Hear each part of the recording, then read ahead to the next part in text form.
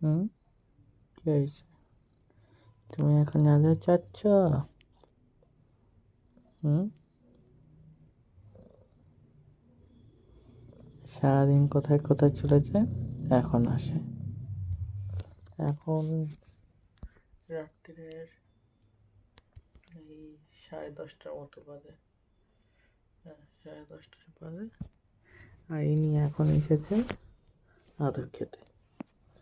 খালি আদর খেতে চায়, সারাদিন পাত্তা ছিল না।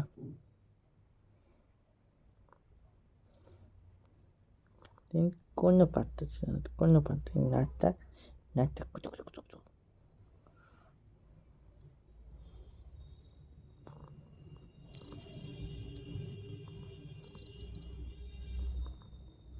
আবার নাকটাকে